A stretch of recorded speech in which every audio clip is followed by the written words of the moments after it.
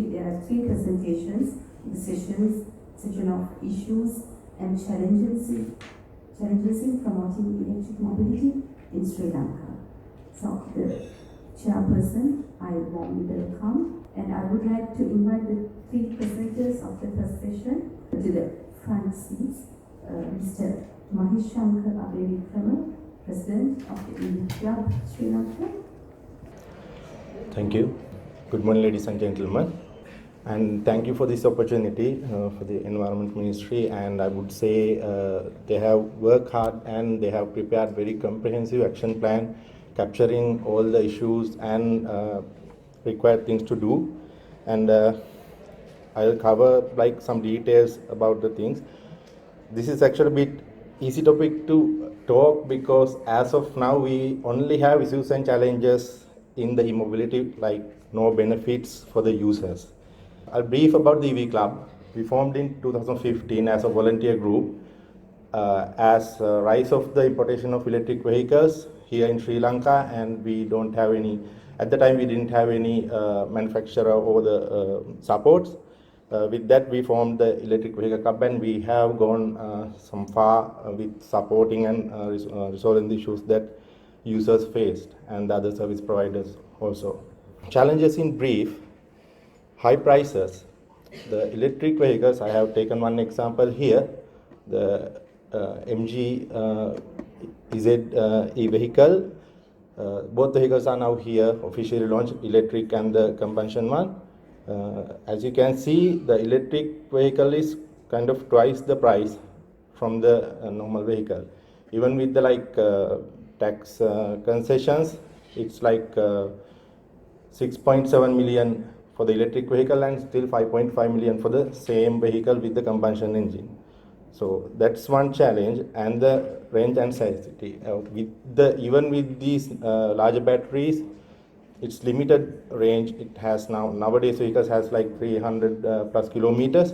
Earlier it was like around 150, and with the battery degradation this reduced further.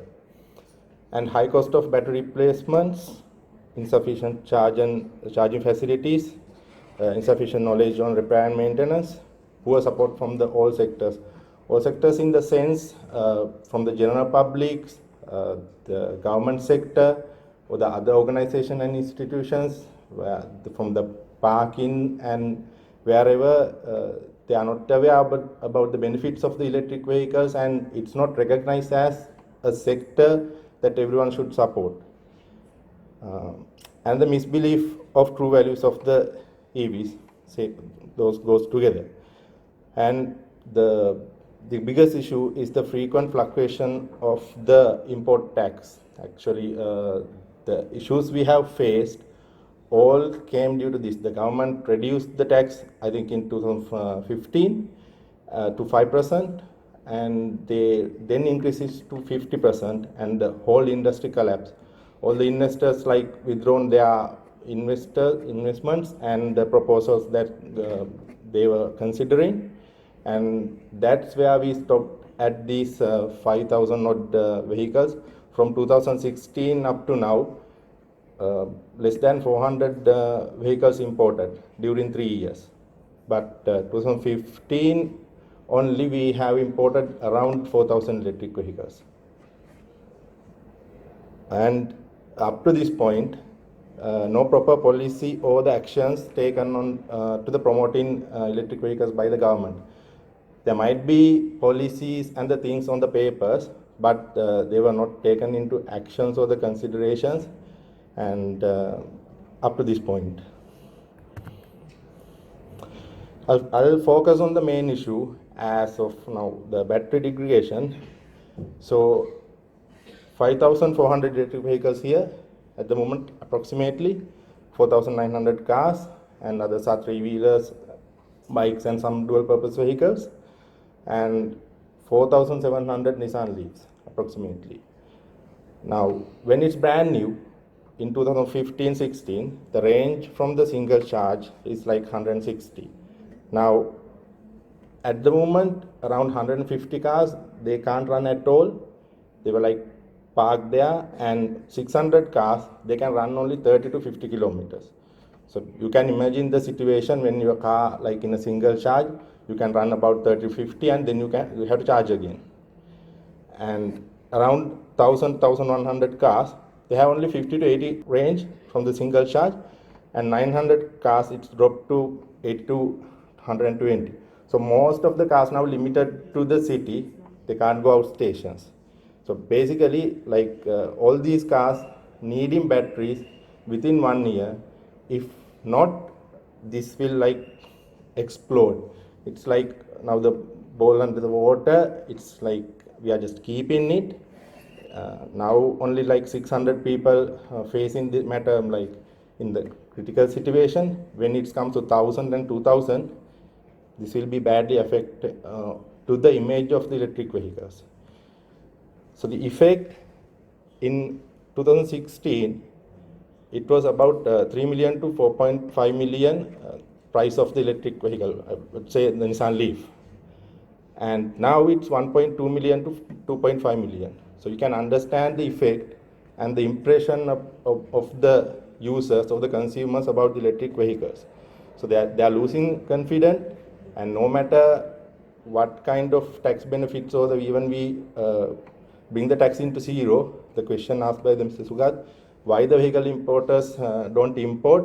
Now they have to answer the questions for the vehicles they sold in 2015-16. They were asking the batteries, the consumers, the customers were asking the batteries. Some of them have given the warranties that which they cannot fulfill. That's the issue. And if we couldn't provide solution within like 6 months to 1 year's time span, these cars going to dump here. It will be useless unless we fix the combustion engine back into the car. Why we came into this situation? Still now, the manufacturer don't supply brand new batteries to Sri Lanka, and they are not even selling the vehicle, and they are going to launch in I think 1 or 2 weeks time, but still no word about the batteries for the existing cars at any price. And there are no compatible batteries from the like aftermarket or the China, and we can assemble the batteries, but the cost is very high and the demand is low. At the moment we need only 1,500 batteries. No investors going to consider like invest and put up a plant to supply that kind of limited quantity. And even we talk with the Chinese companies, they also saying like, if you order minimum 5,000 batteries, we can consider. The 1,500 is not the amount that they are like interested about. And uncertainty about the future of the EVs in Sri Lanka. Because of the inconsistent policies and the tax fluctuations, investors and the buyers, they don't have confidence about like this will go on, or with the government change, or we can see that without the government change, even by the minister change, the taxes are changing. So that's the main issue. That's the like who have done that are the persons who brought this situation now. And still high import duties on the EV batteries and the modules. I know that's in the action plan and now it's considering. It should be the batteries, modules and the cells all, because even the battery tax reduced. I don't think we have batteries to import. Then we have to go to the assembling the batteries by importing the modules. Preconditioned batteries are available, but as Mr. Sugat mentioned, it was like rejected. We can agree that provided that the country as a country or the government coming up with the solution to provide the new batteries with the incentives or the funding. And the solution, I think we already discussed about. I'll brief about the battery life cycle in the electric vehicles. After using 5 to 8 years in the vehicle, it can be used for the energy storage for another 8 to 10 years. These are like proven facts from the international institutions and the manufacturers. Then we can re-export for the recycle. I think there's a presentation from the battery exporter.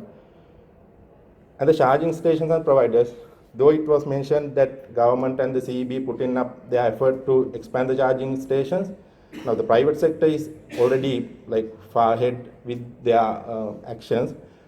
When they're trying to put up a charging stations and trying to obtain a connection, like CEB and LECO, it's not supporting. Maybe one or two engineers are supporting. That's the other issue. It should be like communicated, and everyone should understand this is something that they need to support. And we have to understand electric vehicle is something that it's not like combustion normal car where when we need fuel we go and refill. It's that it should be like where we go, where we park, we should be able to charge like our mobile phone.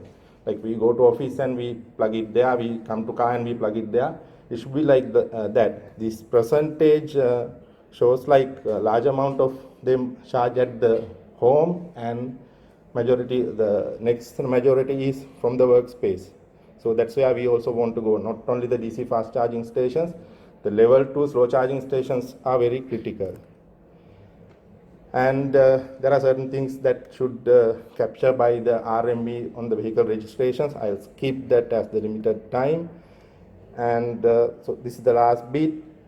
There was the discussion about the source of charging.